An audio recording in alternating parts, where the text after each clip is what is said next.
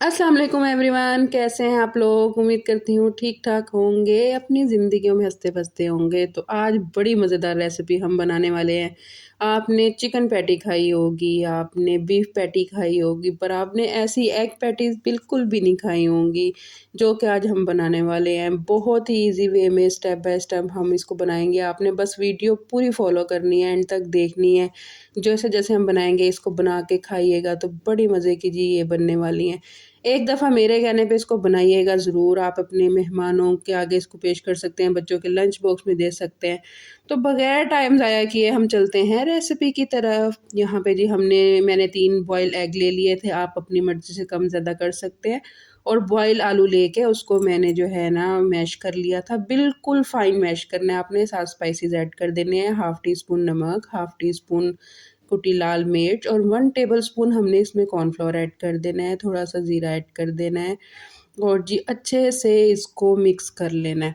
बिल्कुल बेहतरीन किस्म का मिक्स कर लेना है कि जी सारा जो मसाला है इसके अंदर अच्छे से जो है ना जो है मिक्स हो जाए। और जी यहाँ पे हमने बना ली थी हरी चटनी, जो मैंने कि थोड़ा-सा धनिया, पुदीना, हरी मिर्च, थोड़ा-सा अनारदाना, उसमें थोड़ा-सा नमक ऐड कर देना है और जी इसको हमने ग्राइंड कर लेना है। आपने बस एक चीज़ को यहाँ पे मेक श्योर करना है कि आपकी जो चटनी है इसमें पानी बिल्कुल भी नहीं होना चाहिए। अगर आप थोड़ा-सा पानी डाल के इसको ग्राइंड कर भी रहे हैं, तो आप किसी भी छाननी में डाल के इसके पानी को जो है ना अलग से निकाल दें। और जी बिल्कुल हमने बगैर पानी की चटनी लेनी है। अच्छा है आप इसको जो है कूट लें तो वो ज़्यादा बेहतर रहेगा।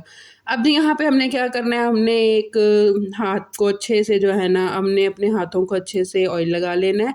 उस पे थोड़ा-सा जो है हमने आलू का अमेज़ा लेना है और उसको प्रेस करके सबसे पहले हम उसमें रखेंगे चटनी, जो कि हमने तैयार की थी धनिए पुदीने की।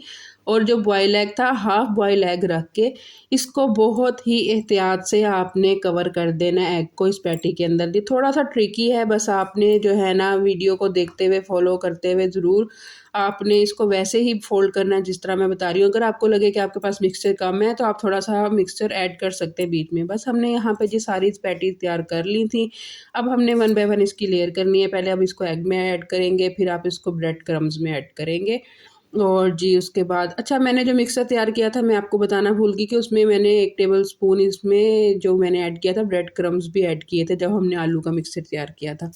अब जी हमने यहाँ पे ऑयल को हमने फुल गरम रखना है तेज़ आंच पे, और जब हम पैटी डालेंगे तो हम मीडियम टू लो कर देंगे, क्योंकि अमेज़ा हमारा बिल्कुल पका हुआ है, हर चीज़ बिल्कुल रेडी है। बस हमने यहाँ पे गोल्डन सा कलर देना है और ये देखिए क्या सुनहरी खूबसूरत कलर निकल के आया है। ये यकीन करें इतने मज़े की बनी थी ये पैटीज़। आप इसको ज़रूर बनाइएगा। आप इसको अपनी मर्ज़ी की सॉस के साथ जो है ना, आप केचप के साथ, आप इसको बारबेक्यू सॉस के साथ, चटनी के साथ, रायते के साथ, किसी चीज़ के साथ भी इसको बना सकते हैं और खा सकते हैं।